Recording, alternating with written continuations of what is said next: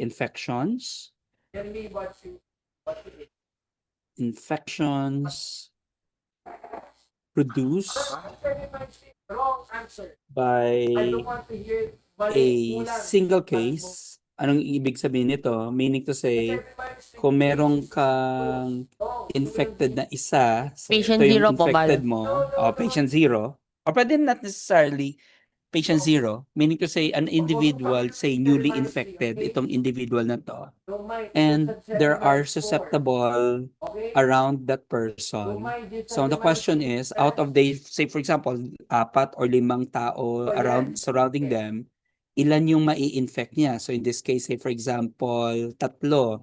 If you take the average of each of this person infecting for the first time sa surrounding that environment, so ang average na yon is actually what we call your basic reproduction number, or we simply call it RNA, or our basic reproduction number. Ayan. So normally, the basic reproduction number, you can imagine this as some sort of a measure how infectious a disease would be. So usually this is measured for new diseases, especially for infectious diseases. I wonder if there was a recent example. Oh, syempre, COVID is one example. However, hindi naman siya necessarily it's a new disease, like it becomes a pandemic. Later, like mga diseases na medyo naglay low siya over time, then it will emerge again if there will be enough susceptible individuals that is somehow open for infections again. So you can still make use of this number. So kaya I think in I can share right now. Share ko nga on screen. Allow ko lang dito. Okay. If I'll share now on screen, sana ba yun? It's online. I don't know if you can see this now. Ito, halimbawa, if you Google the list of diseases, infectious diseases with their respective basic reproduction number, so nakikita mo dito, measles for example. Ano ba yung measles sa Tagalog? Tipdas ba yun, no? Tama? Yung measles? Tigdas? Again? I think tigdas po. no? Tama. Tigdas na. So, meaning to say, a single infected individual can infect 18. So, try to imagine in a classroom, there are 40 students surrounding a single infected person. So, most likely may infect niya is 12 to 18 persons. So, ganun ka susceptible yung measles. While say chickenpox, ano nga chickenpox sa Tagalog, it's bulutong. Bulutong ba, no? Kung if I'm correct. So, 10 to 12 persons. Ako, nagka-chickenpox ako ng bata ako. I might be infected from a classmate as well. So on and so forth. Ito yung mga listahan ng mga basic reproduction number of each of the diseases until now, which are infectious pa rin. So, let me go back to my illustration. Okay. Can you see this now? Yung notes ko? Yes, Kikita mo ba? Yes. Yung Alright. yung OneNote.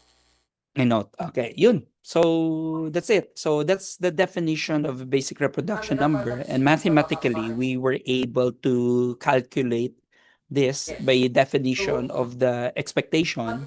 So if you can remember, ang definition lang ng expectation natin dito is just, sorry, medyo nag-ano siya. Maraming pages na pala to. Paano ko ito nga? Wait. And page. Ayun. All right. So by definition, we define this as the integral from 0 to infinity of beta s of t. So meaning this is in terms of your random variable. Tapos yung meron tayong distribution which we have introduced. Ang distribution natin dito is the exponential distribution.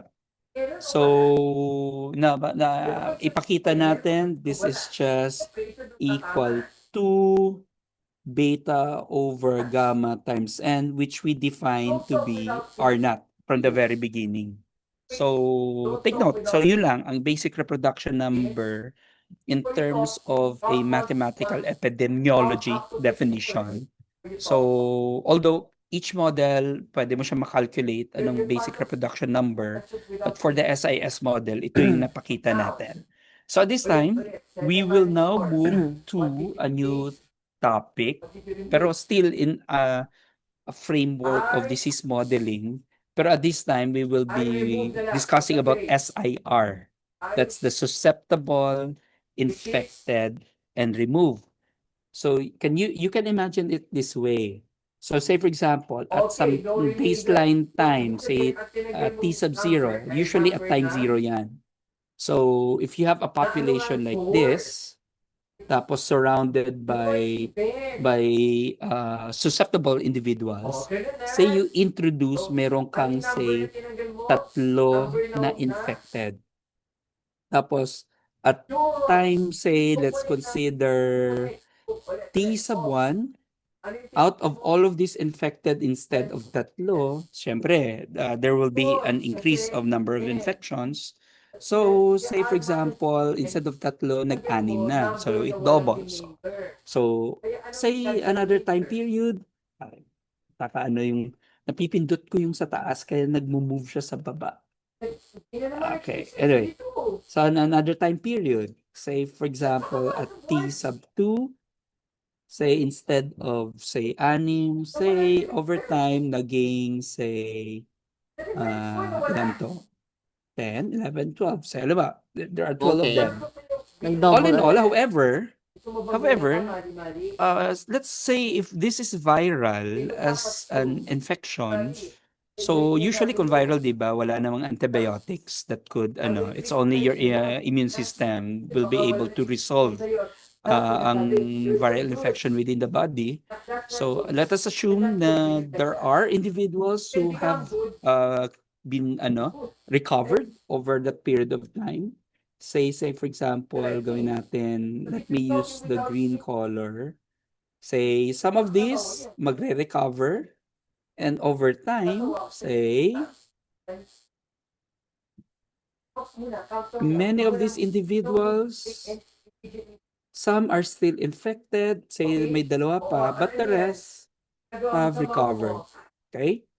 Yes, But Aba. maybe not necessarily recovered in the sense that recovery from the diseases, but sadly, there might be some who have died. Kasi there might be some, ano yung tawag nila, there's an attack of your immune system sa not only with your virus, but as well as including yung mga parts of your system, mga cells ng system mo, cytokine storm, if I'm correct. That's a term na biglang ang immune system mo aatakihin. So that leads to the death of individuals. So sadly, yun yung nangyayari when your immune system would attack too much if there are infections within. So anyway, what is important is that itong framework na to, we will account 3 things. The first one, we will be accounting, let me write in black lang. Where's the black? Ayan. So let us account the susceptibles. So I'll call this S. Tapos, let us also account those who have been infected. Let's call this I, infecteds. And then, those who have recovered, let's call this R, recovered. All right. Ayun. So, take note, those who have been infected will continually to infect other susceptible individuals. So I'll just use the line red to signify such association. Let me write the assumption of the model as follows.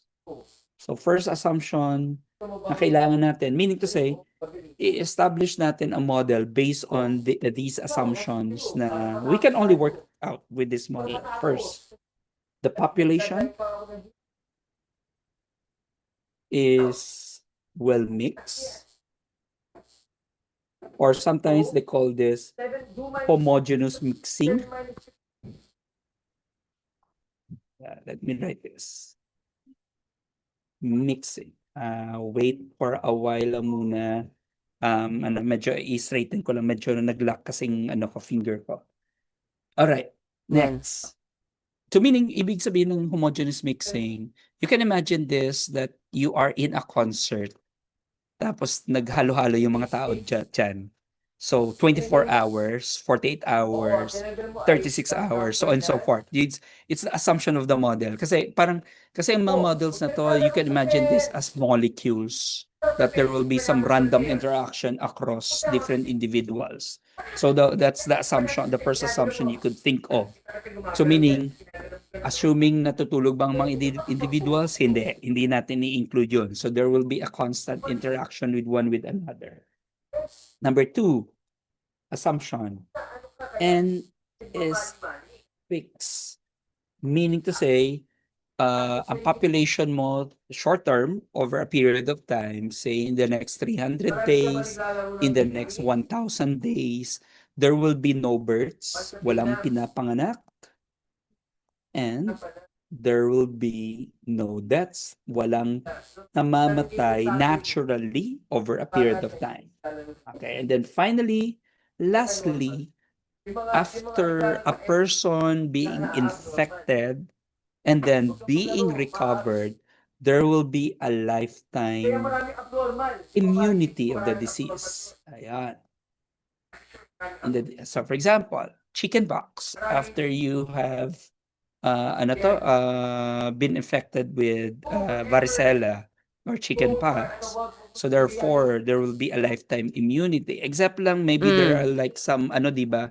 I think may mga Baka may health variant. officer ba yun? Baka may variant May mga na variants. na penetrable sa kahit na immune na po sa isa. That's right. So doon lang ang assumption lang natin, given the same virus, or say for example dengue, for example, dengue has 4 serotypes. So serotype 1, 2, 3, 4. So meaning to say, kung once you are infected with the first serotype, there's a tendency pa rin na magkaka-dengue ka for the second serotype, third and fourth. But after all of the serotypes nag-infect sa'yo, so there will be a lifetime immunity. So that's the assumption. Ang assumption lang natin dito is that once you have been infected, you have recovered, so you will not be susceptible again. So fully recovered ka lifetime. Okay? So that's Yes, it. Papa. That's the idea of the model. So any questions before mathematically we will be building up this model before natin siyang bibilangin? Ano po? Bilang. Will mix and fix. 7 minus 4, ang sinanggal mo number. May question pa so far? Kaya ano mangyari? Ano ba? May tanong ka ba so far? Wala naman po. Wala Yung na. pala yun. Alright. Okay. So next, let us build some of the parameters we already know. So let beta, let's consider this to be our transmission rate. B, the probability of transmission. Meaning to say, if two people will interact, one is susceptible and the other one is infected, what's the probability that there will be a transmission of the disease? So let's call this beta. Okay? Second assumption na ipapasok natin. I. Okay? Ang I natin over N, this is just the probability. I'll just shortcut na lang probability proby that I effectively contacts the susceptibles. Sabi natin, huwag kang keep an answer to me. So parang ano lang. Ano yan? Parang Ano na, imagine, di ba? parang may constant po na How they can infect, kumbaga. Yeah, that's correct. Kasi kung iisipin mo dito, yung susceptibles, ano to, yung imagine an eye over the whole population. So meaning you're looking at what's the proportion of the individuals who have been affected. So you convert it to probability. So the smaller the infectious are, the less would infections or effective contact will come in. Pero the more individuals who are infected, so the higher the probability of contacting around people who are susceptible. So you imagine it that way. But take note, we will introduce a third variable. Ang third variable natin dito, na variable, kundi parameter, this is the probability of recovery. Ayan. So ito yan. So beta, these are the beta and gamma are fixed parameters, so they will not change over time. Unlike I over N, pwede siya magpapalit-palit over time because as t goes to infinity, so it might increase kasi dumadami ang mga infected, but might decrease kasi some of these infecteds are becoming magre-recover siya over time. Okay? So now, Yes. let us first write a difference equation on counting the number of infected for future time. So meaning to say, you imagine this as follows. Let's consider we are to count the number of infectious in future time. So the question, anong basis mo sa pagbibilang ng mga infectious in future time? So of course, you start with the baseline. Ano yung number of infections at present time? So today or right now. Tapos nun some exponential ba? Oo. Tapos Tignan natin. nun dapat parang may fraction din po na yung recovery. That's right. Pero, ilan yung idadagdag natin? So meaning, we are to add the number of new infections. So, yan ang idadagdag mo. Meaning you say for future time, is equal to baseline plus new infection. Pero, ibabawas mo kung ilan yung nag-recover na. Number of new recoveries. Ayan. So, yun ang basic na magiging itsura ng ating model. But take note, mathematically, future time can be represented by t plus delta t, meaning to say, let t be the present time, and let t plus delta t, so t plus delta t would be some future time. Okay? So delta t, remember, can be as big as 5 days, or we can make it even smaller to 1 day, or we can make it smaller to half day, to quarter days, or even an hour, and so on. Basta just add some delta t out of that. Okay? So now, what we are interested are these two. How will we model the number of new infections, and how will we model the number of new recoveries? So the number of infections muna. Number of new infections. Number of new infections at time t, at that period. Remember, diba si susceptible would time t would tawag ito interact with an infected, but remember, we are dealing with the probability that ilan sila ang mga infecteds na to out of the total population. So we are counting the number of infected individuals that can contact other susceptibles. So parang imagine mo na within the population, meron kang certain individuals that has to contact others. Okay? Pero we're not talking yet about the diseases. So dadagdagan natin ng beta.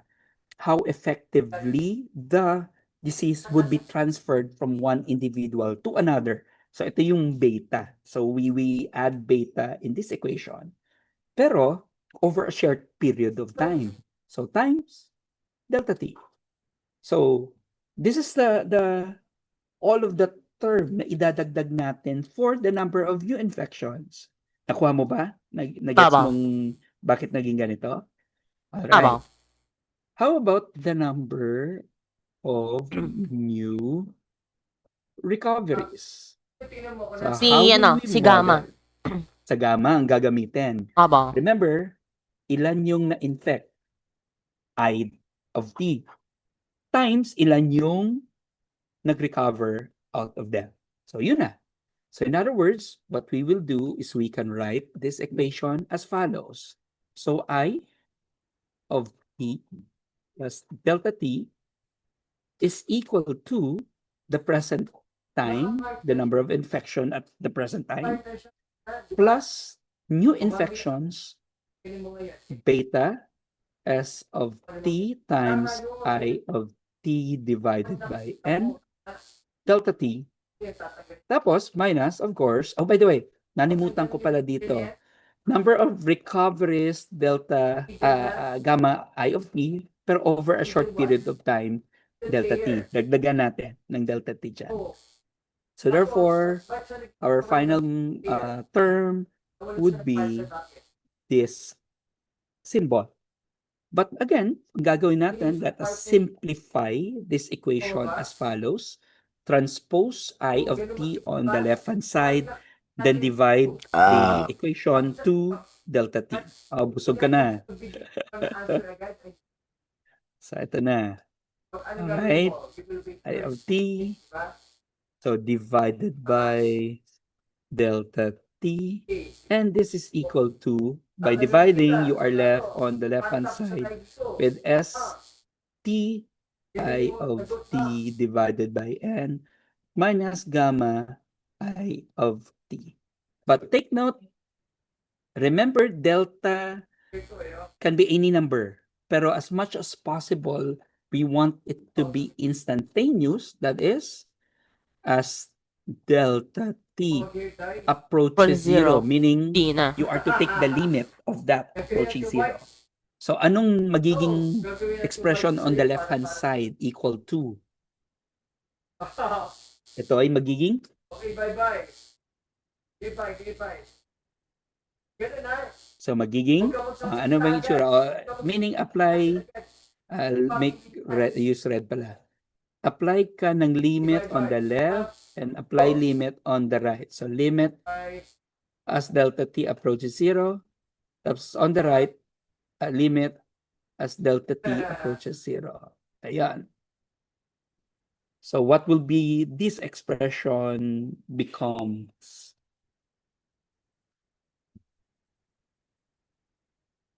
Ito muna, on the left. That's I mentioned DIDT. Yan, that's correct. So let me write this down below. This is the derivative of I with respect to T.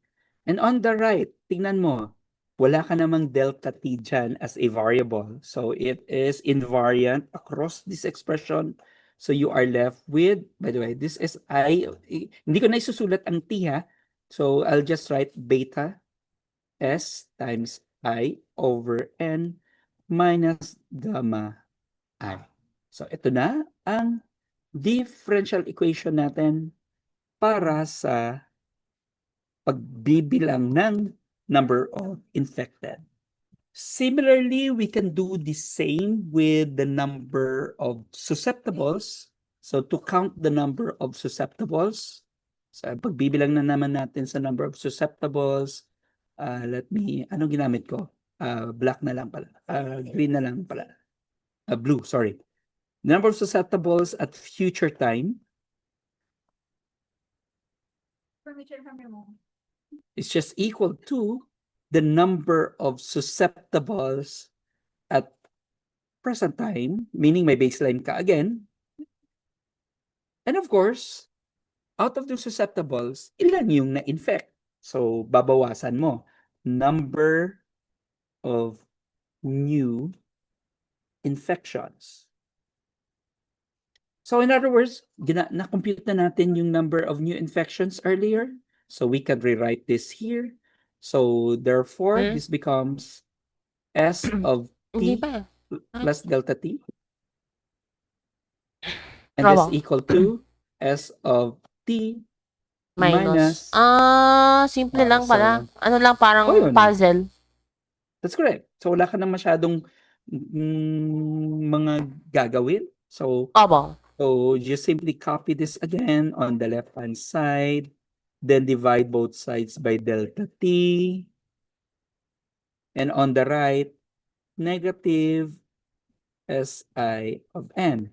And again, by the way, ang SI of N natin dito, medyo nag-shortcut lang ako kasi dapat may S of T dyan, may I of T dyan. So let us formalize muna before ako i-remove ng mga T na yan. Then again, gaya ang ginawa natin kanina, apply the limit as delta T approaches 0 kasi we want it to be instantaneous at that time period, as minute as possible. So again, on the right, sorry ito na naman tayo. Right, yun. Sige. On the right, what's the limit of the, not right pala, left-hand side of the expression?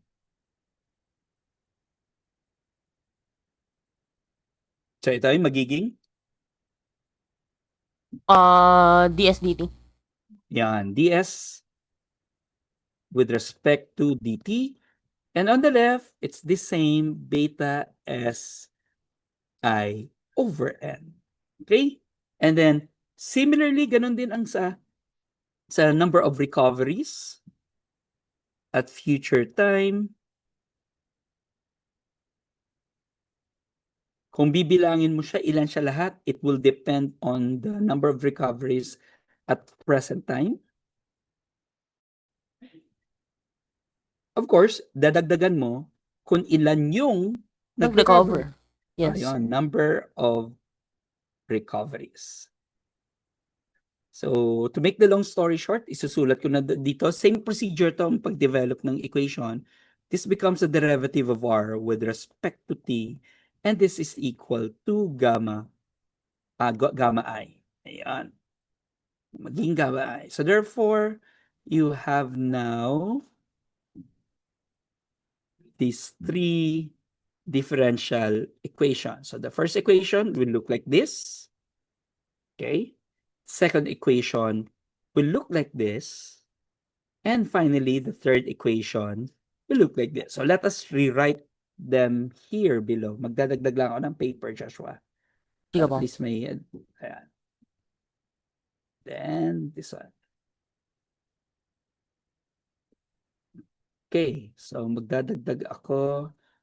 So let me write down all of the differential equation for the number of susceptibles. It's just negative beta S times I over N. For the number of infecteds is equal to beta Si of N minus gamma I. And then finally, the derivative of R with respect to T is equal to gamma I. Now, itong question ko, this is your SIR model. So my question, Joshua, how will we know that this model follows this assumption? Yun. Ito yung gusto natin tingnan. Well, number one, differential equations, wala naman tayong, these are physical models, which you could explain this as moving bodies, whether it would be celestial or in quantum level. You can imagine this as particle. So therefore, it will always be well mixed. As to the lifetime immunity, so far sa pag-generate natin ng basic equation natin, wala tayong may in-insert na merong may possibility na ma-reinfect ang mga individuals, so it satisfies the condition. Pero how about the second condition? Saan na ba yun? Yun. How will we say that indeed N is fixed? Meaning to say, yung population mo will not grow, actually term yun locally, over a period of time na i-define mo sa model mo. So, hindi siya lalaki yung N. Kasi kung titignan mo, in this case, ang parang Hindi siya nag-ano. since this is a compartmental model, we always assume that N is equal to the number of susceptibles plus the number of infecteds plus the number of those who have recovered. So it will always play around. Meaning to say, imposible naman na meron kang susceptible at the same time infected siya. Obviously, dapat infected na siya. Wala ka namang individual na both infected and recovered. So dapat recovered na siya. So meaning, it will be mutually exclusive. The sum of all of the cases for each of the compartment will be equal to the total population N in this case. So yun ang general na magiging framework. Pero the question, balik ako sa question ko how will we say that this equation indeed would lead you to tell you na hindi mag-grow ang population, it will always be constant or fixed.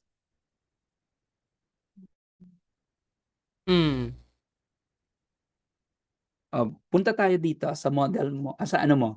Alam natin that S plus I plus R is equal to N, di ba? Yun ang sabi natin, compartmentalize ang model.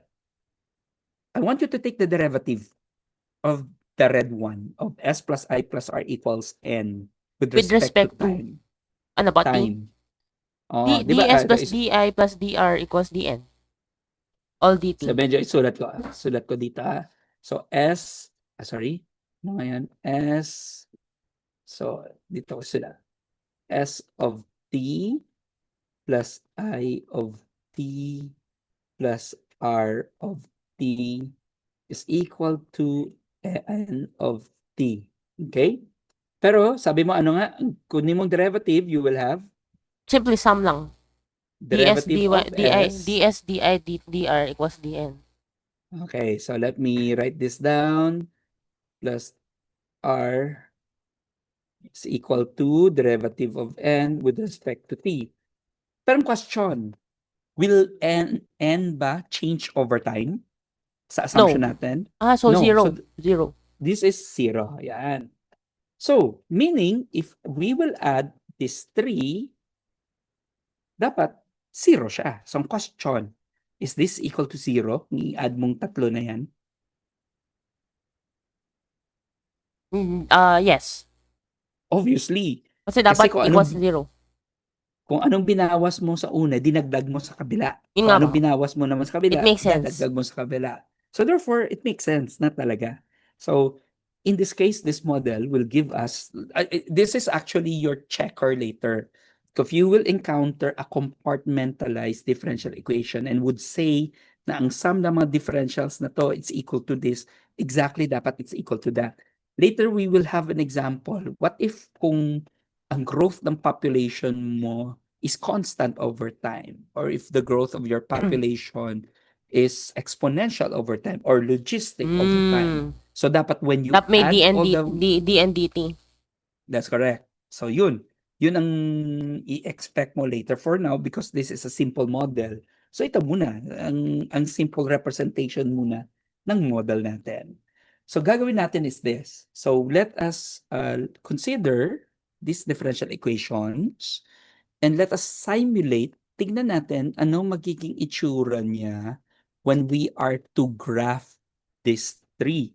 So before natin siya i-graph, I want you to recall kung maalala, because this is a differential equation. Di ba sabi natin, differential equation has two ways to do the solution. One is kung meron siyang analytical solution or closed solution, so you have to calculate talaga by hand ang kanyang closed solution. So meaning it is a function of t equal to something. But in this case, usually for this type of differential equations, wala siyang closed solution. We numerically find the solution. So numerical solution naman yung ginagamit. So to do the numerical solutions, naalala mo pa yung methods in order to find the said numerical solutions? Yun na ba? Yung Yung method. mga methods ay yung mga approximation. Yes, anong mga approximation methods ginawa Euler. natin so far? We started with Euler, Tapos yung mga improve numerical. niya. Okay. Tapos Methods. yung Recall ko lang. arcing. Yan, tama. So it can be the first one, Euler. The second one, improve Euler. Hindi ba tayo nakapag-Taylor? Naka-tailor na yata po, pero parang I don't know. Parang hindi natin nagamit, no? Hindi pa nagamit talaga. And then finally, RK or the Runge-Kutta model. Usually fourth order ang ginagamit. Fourth order. Okay. Pero this time, gagawin lang natin because we will be utilizing Excel to do the calculation. We will be utilizing Euler. Recall lang natin kung anong Euler natin method. Euler method. So if you can recall, if this is an ODE, say you are counting the number, say, of n with respect to t, and you are expressing this, yung slope function mo is in terms of n of t. So you try to imagine, ginagawa natin is that we imagine this, ang differential equation mo, a differential expression mo on the left is like a function, a fraction. So you can rewrite this as, may abuse of notation ako dito dn is equal to f of tn times dt. Pero we know, ang dt natin dito, you can represent this as delta t, or you can imagine this as our increment h. Tapos yung dn natin, it's just a split of your f of t and then yung additional increment. So you can imagine this as yung f of t plus h minus f of t. So, sorry, mali ang mali ang notation na ginamit, hindi f. I'll be using n. So, n of t plus delta t, or h plus, sorry, that would be h. Tapos plus, not plus, minus n of t. So that if we want to rewrite this, magiging itsura niya, yung future value mo is just equal to present value plus h times f of tn. So in other words, ang Euler method mo is just lang. Ito lang naman siya. So you imagine yung magiging increments natin will be as follows. So yung t mo previously is just the addition on the previous pass. So t sub ano ba yung magiging notation? N, no? N plus 1 is just the previous t sub n plus h. Tapos yung ang number of n mo in the future is just the previous n plus h times f of the n future. Okay, so ito yung Euler method na gagamitin natin. Okay. So, any clarifications before we proceed? All right.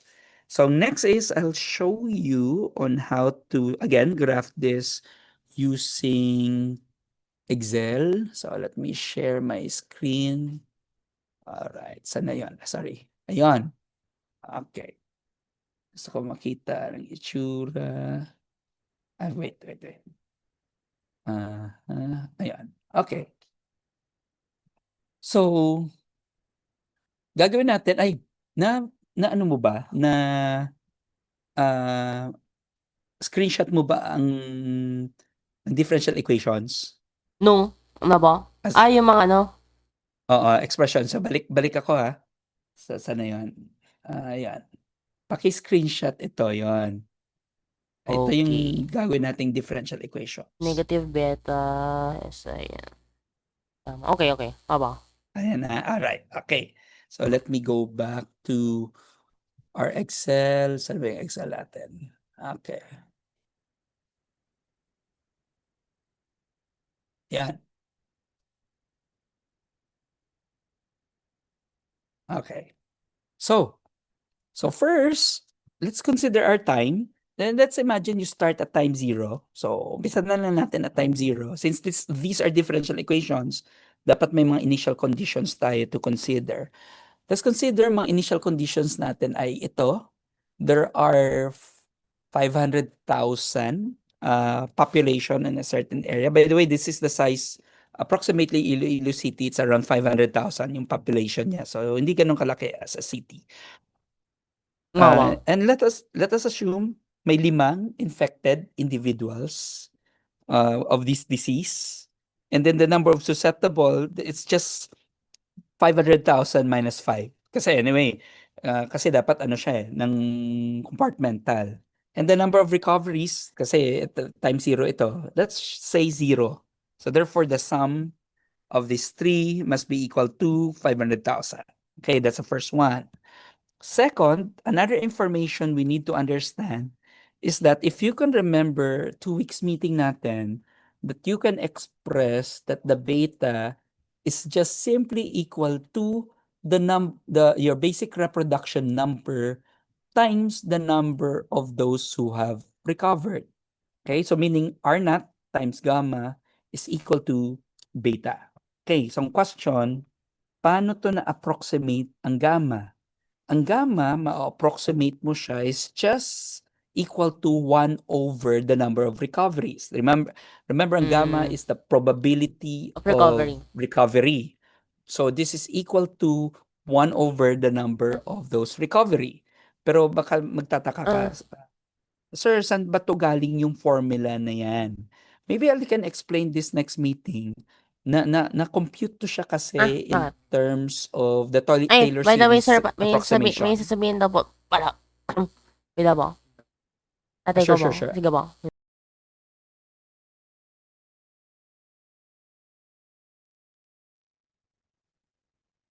Yes, I can hear you po.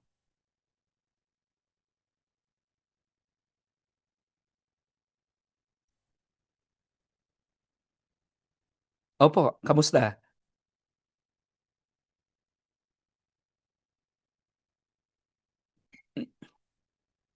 Mm.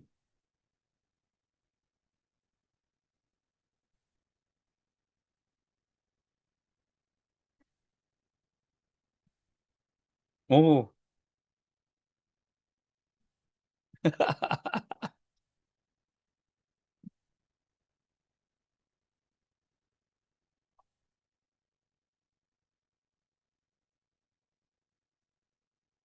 Wow, dami.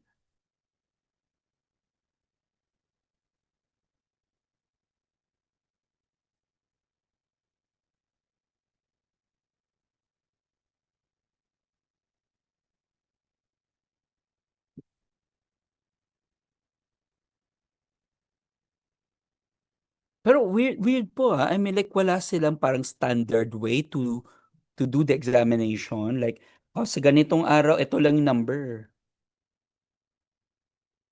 Mm. Oh, okey. Grabe, tindi.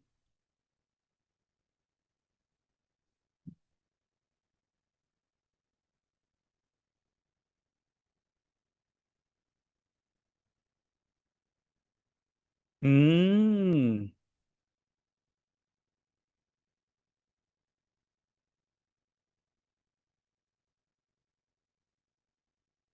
nag-travel pa kayo?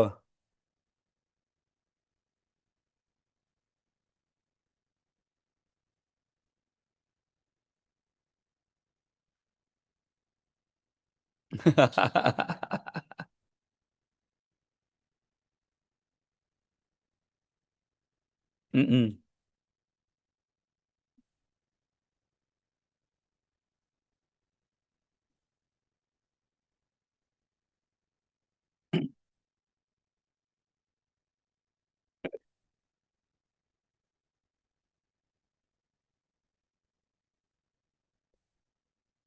Mm.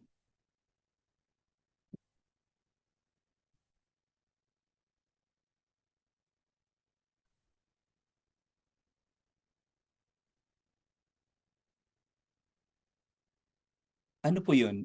Take kasi padala lang po. Mhm.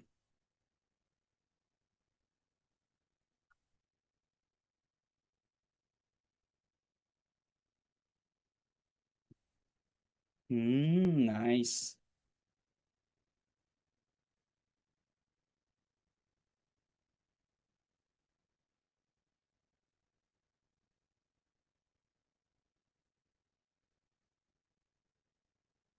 Ano po yung laman ng program?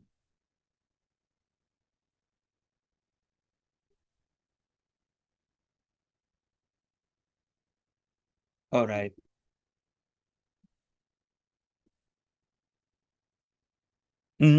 Ay galing.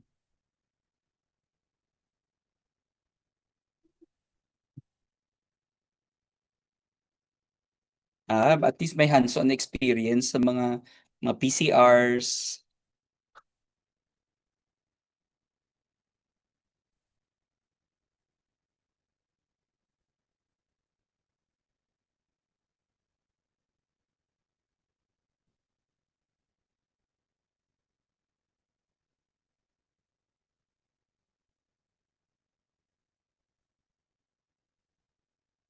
Okey.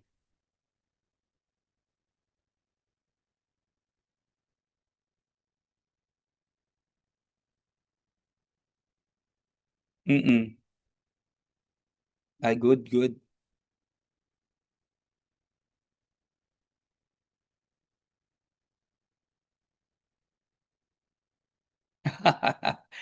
Si okey. Sige po, as long as kung meron ng resources, otherwise okey lang naman po kahit wala pa.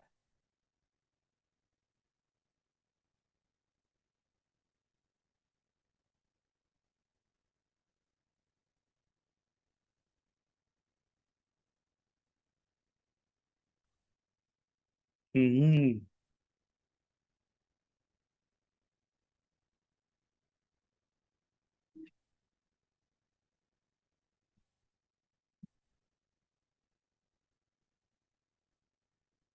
Mhm.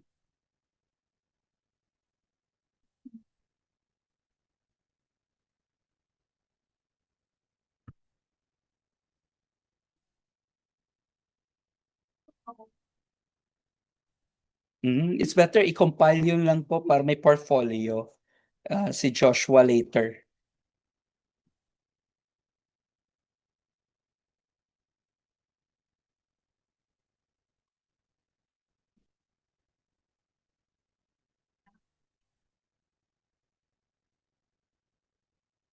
Galing.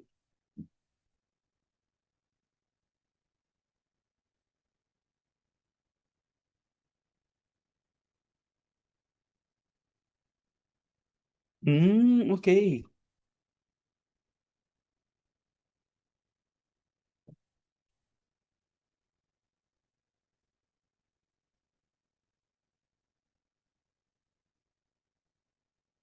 I see.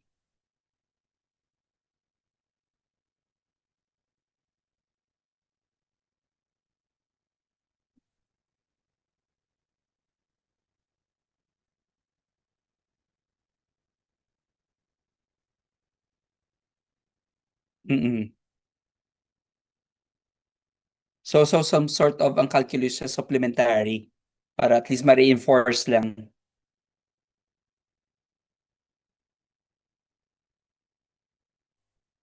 Sa anong na ba, anong na-cover na nila sa ano, calculus?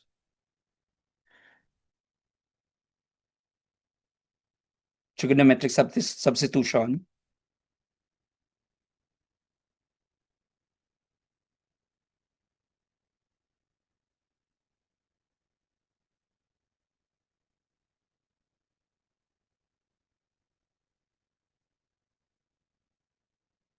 Okey, okey.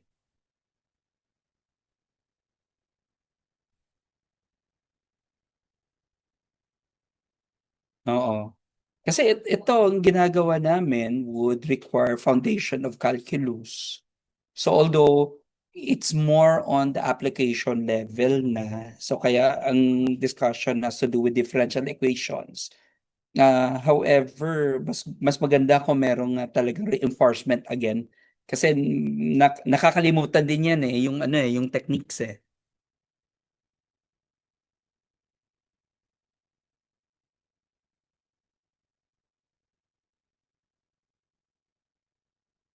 Mm. Ay, by the way po, gaano kayo kalayo from Urdaneta?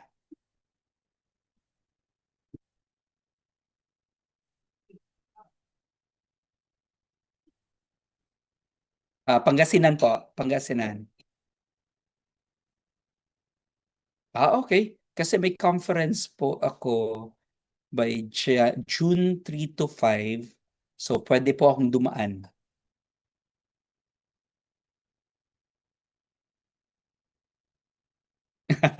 Ano yun, June? Baka about 2, no? Sige, tingnan natin.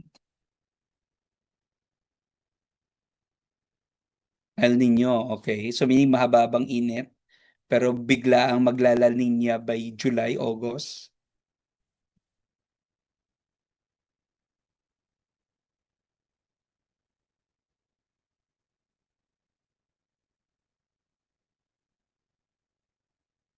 Mm.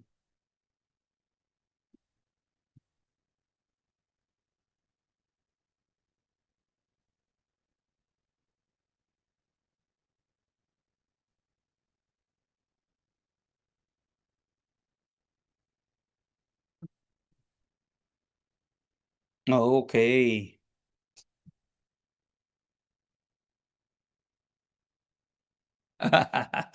So, oo nga eh.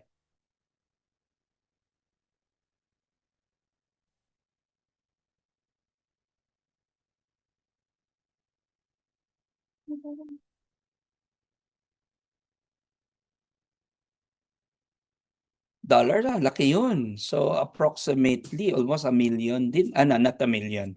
Mga 300, oo. Oo.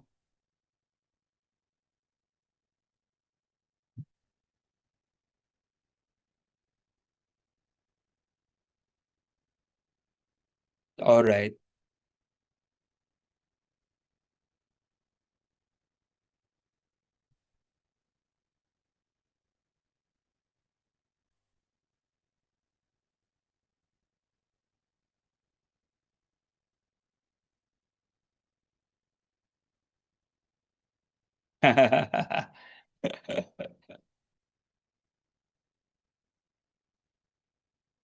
Oo, tama, true.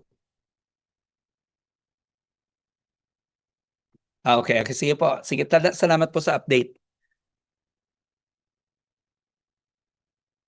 Okay, Joshua, let's go back to what we have started. Sige, tingnan ko.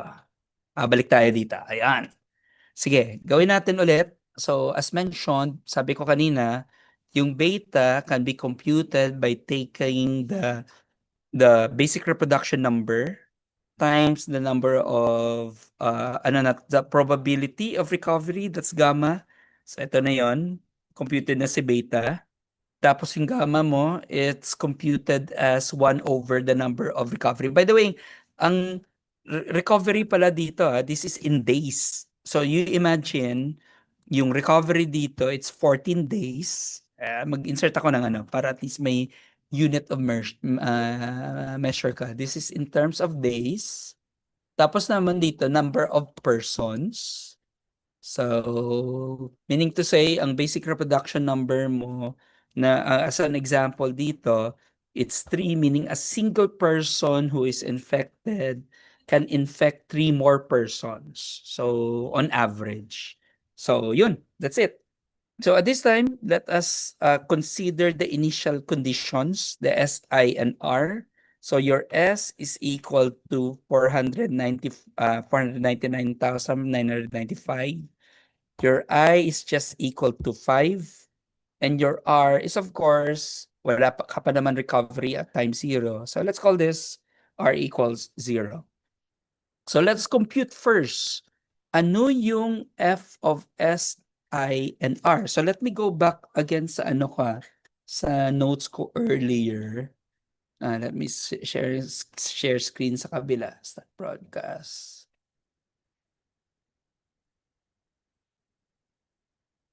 Okay. So in this case, let me see.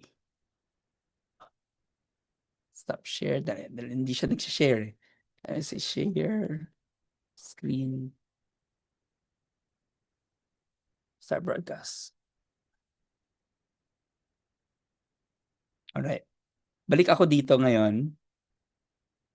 So imagine, ito yung Joshua. Imagine that this is ang buong ito, this is your function of T, S, I, and R. Tapos ito ng buong ito, this is a function of G, T, S, I, and R. Tapos ito naman yung last. Imagine this is the function of H, T, S, I, and R. Remember yung form ng differential equation natin, di ba? Tx with respect to t is equal to f of tx kung dalawang variable lang. Pero kung tatlong variable na, including the independent variable t, so i-include mo na siya. So take note, so ito yung f, g, and h respectively na ipapalit natin sa, sa ating differential equation. So let me share again back our Excel sheet. Okay, so let's compute for f. That's negative beta times s times I over n. So yan ang ang una. So negative beta, so negative, where is our beta? Times your initial s, okay, times initial I divided by 500,000. Okay? So again, enter. Ang gagawin natin dito, let us fix para hindi gagalaw ang B natin. So lagyan natin ng dollar symbol so that it can anchor. Once na magka-copy paste tayo, fix ang ganun na mga parameters, the other values can move. Okay, enter. Next, how about ang G? So, ang G natin is beta. Balikan mo to, ang pina-screenshot ko sa'yo, Joshua. So, that's beta. Ang pina-screenshot ko sa'yo. Ano ngayon? That is beta. Ang S, sa ano na tayo? I. So, ayan. S times I over N minus gamma times I. Ayan. Times I. Ayan. Yan na siya. Enter. So again, gawin natin, let us fix lahat ng mga parameters na nasa B column ng Excel. So, lagyan lang natin ng dollar sign para hindi gagalaw. Then finally, this one. Ayun. Okay, enter. And then finally, by the way, ayan, kamamaya pala. H, simple lang to. This is just equal to, nung ang H natin, that's the derivative of R with respect to T equal to.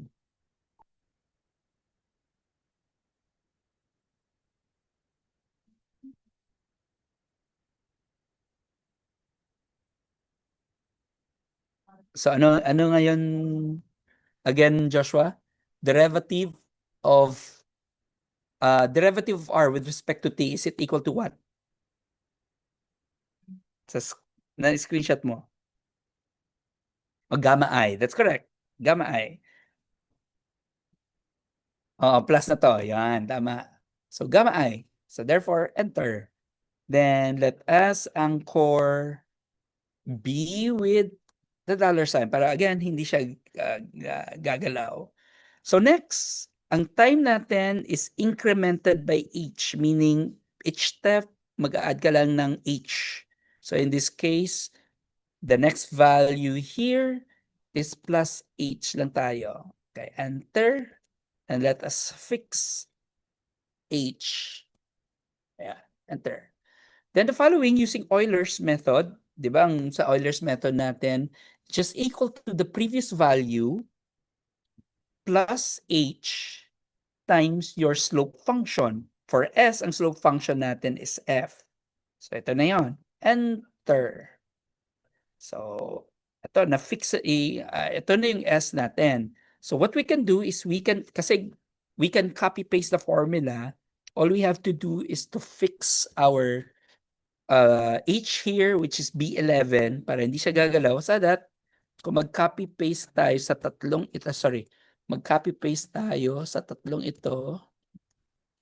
So therefore, ang ginawa niya lang is just simply moving the formula. So para hindi na tayo mag-isa-isa pa.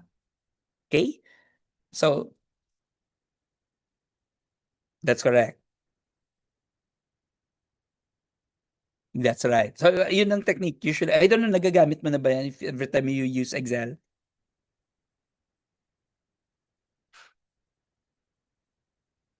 Okay. So, in case lang, usually, oh, that's right. Especially ngayon, if you want to do some Excel modeling or spreadsheet modeling. So, ito yung one way to do that. And then the rest, kasi na-fix na natin yung formula for the slope function f, g, and h, you just copy. Ayan. And then let us, ano nga to, drag all of the values or just simply copy all of the values kung ilan to lahat-lahat. So nakita mo, so there will be a change.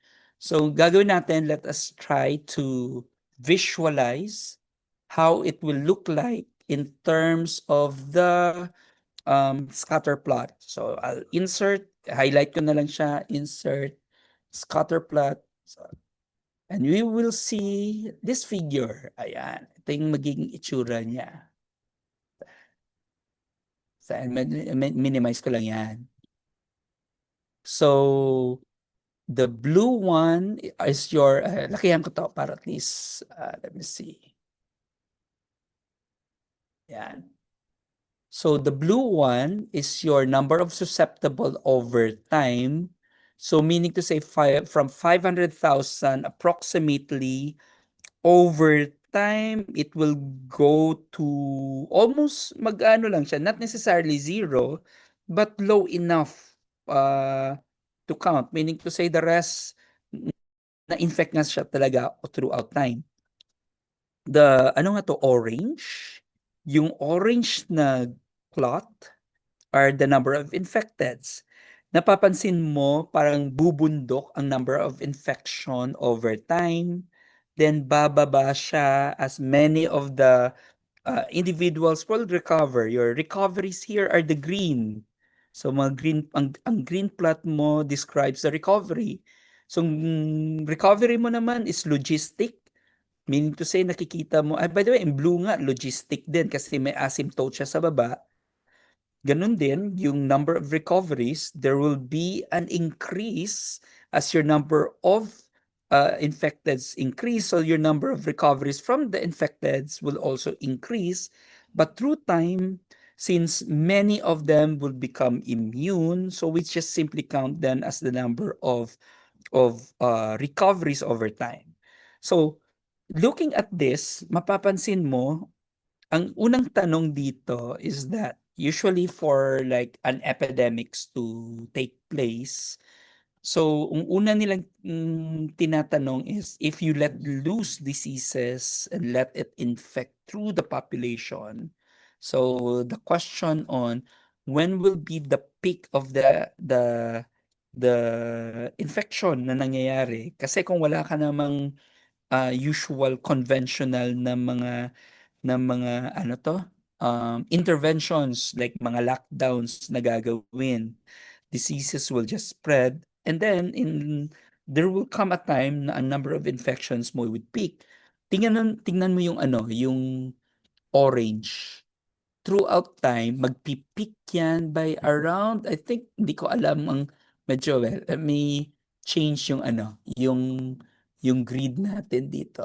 Instead of 50 units, gawin natin 20. Yan, para at least mas specific. Napansin mo yung ah, orange na to, magpi-peak siya around near 80. By the way, this is in terms of days, ang parameters natin. So at around close to 80 days, magpi-peak yung number of infections, and from that, bababa na ang number of infections throughout time. Okay? So, but this is in terms of diseases na ang kanyang basic reproduction number is 3. So my question, Joshua, anong mangyayari if the disease is infectious? Meaning to say, on average, it will infect, say, 10 individuals, or it will infect 18 individuals by a single case. So what do you think ang magiging itsura ng graph na ito if I'll change this to a different number, increase it instead of 3? Ano ang mangyayari sa klaseng epidemic dito? What will be your best guess? Nothing? O what do you mean na overblow? Oh, yun. So meaning how fast or how slow? For example, mataas yung basic reproduction number. Mabagal bang disease mag-spread or mabilis siya mag-spread? So kung mabilis siya mag-spread, what do you think would be maging itsura ng graph na to? Sige, tingnan natin ha. So I will change, instead of 3 dito, gawin ko siyang 4. I want you to observe. Gawin ko siyang 4. 4 na yan, and enter. Ayun. Gawin kong 5, and enter. Gawin kong 6, enter. Kasi gawin ko siyang pareho, I think, measles? 18, enter. Ayan. What have you observed?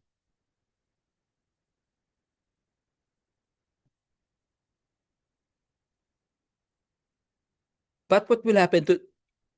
That's right. Meaning to say, mabilis ba ang disease mag-spread? The answer is, of course, sabi mo, yes.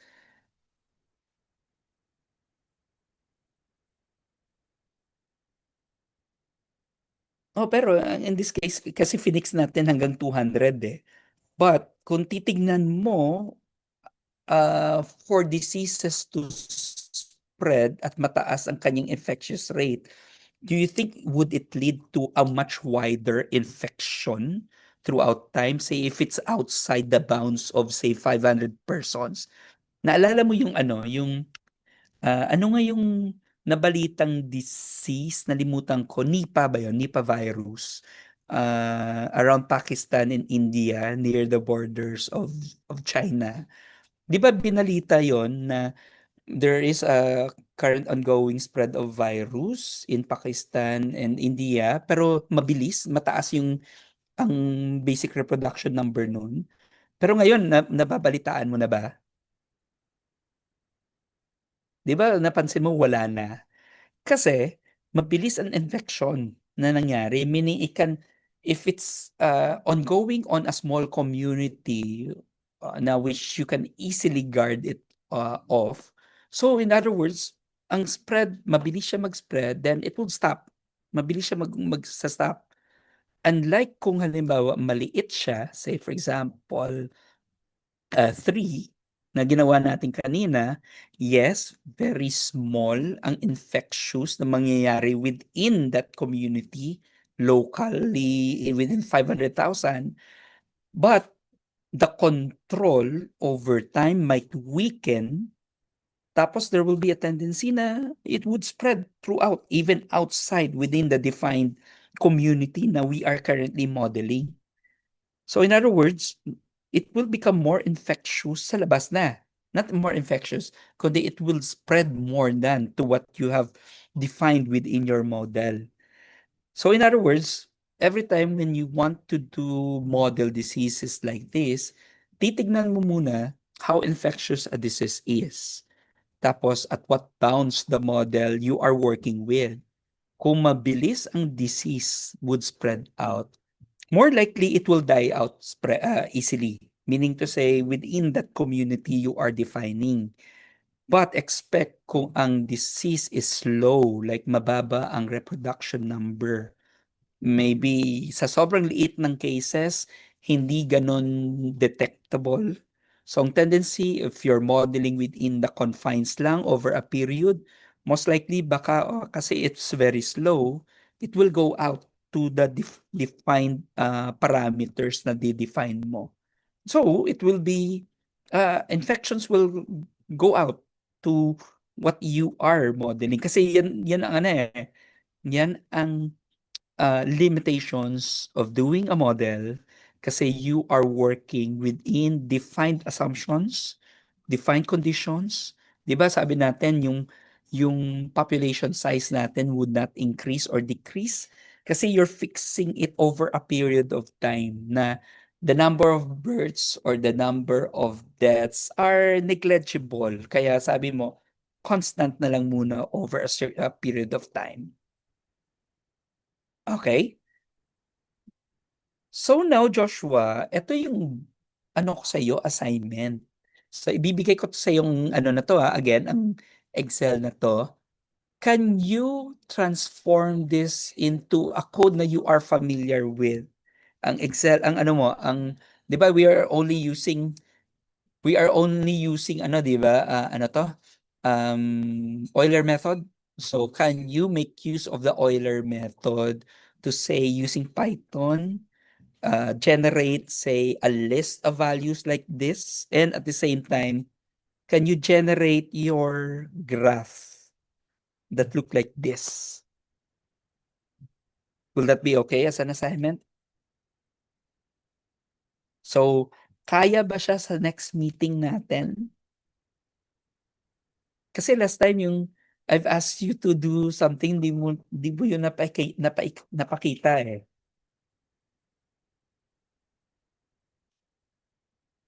Okay.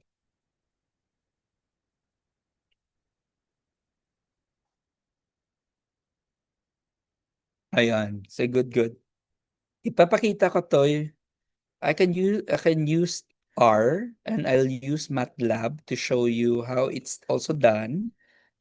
Can you also show using Python? So yung sa'yo, Python. Sa akin, both MATLAB and R as an assignment. Okay? So far, Joshua, do you have any questions for now? So by next meeting, we'll discuss about these assignments. Tapos let's move to applications, particularly of what we are doing. But I want you to look at this paper. Hindi ko pa pala na forward tong paper sa iyo, no? Please read this paper. Ayan. Sinulat namin ito with a colleague. Show ko lang. You can screenshot this paper. Ayan. And please download this paper. Actually, pwede ko nga i-download para sa iyo, then send it to our GC. So basahin mo to. This is an application of this type of modeling to certain scenarios. Like say, for example, you want to model scheduling. What will be the best schedule if face-to-face classes will go back during, say, a pandemic period? There will be restrictions throughout. So I want you to read this paper. Give me your thoughts about this. Then let's discuss the modeling process. Kasi ito lang yung models na ginamit. Ito lang yon. It's in an SEIR framework. Pero may mga change of parameters na ginawa dito. Meaning to say may mga parameters that changes over time. Ang tawag dito, time varying parameters. May mga parameters na fix. So like for example, infectiousness can be fixed or recovery can be, there will be a change. So yun ang mga titignan natin dito. So I want you to read this paper. So maybe you can download this or I can download this for you as well. Okay? Sige, download ko lang to sa downloads. Okay, and then forward this to you. Okay? So far, any questions as of this period? Kung wala na, Joshua, so I'll just see you again next Wednesday. Ano nga Wednesday next? Oo. Wala kayo. Sige, after na lang ng ano nyo. After, ano man, the following week yung free na kayo. Na okay ka na. Ayan. Okay. Sige. So that would be on March 19, if I'm correct. Alright. Okay. Wait. Dali lang. March 19, kasi meron akong schedule na training na gagawin. So it would likely end at 5 in the afternoon. So not sure yet if I might be available 19th, pero i-message lang kita if matutuloy tayo sa 19th. Otherwise, ang sunod na week, it's on the 26th tayo. Para just to be sure na lang. Alright, okay. Sige. Okay, kung wala nang Joshua question, thank you very much. So I'll see you maybe next 2 weeks from now or 3 weeks from now. Okay, pero take note yung assignment na. Okay, bye. Ingat. Okay, bye-bye.